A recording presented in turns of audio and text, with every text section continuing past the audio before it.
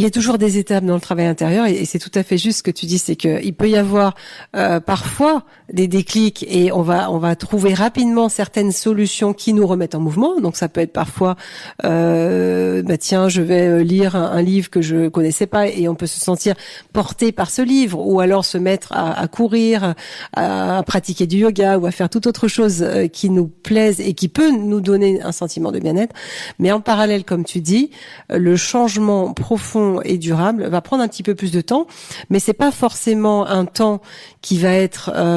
compté tous les jours. Allez, il faut que tous les jours je travaille sur moi pour avancer, parce qu'il y a aussi le temps de digestion. Donc d'ailleurs, j'ai certaines personnes qui viennent me voir à un moment T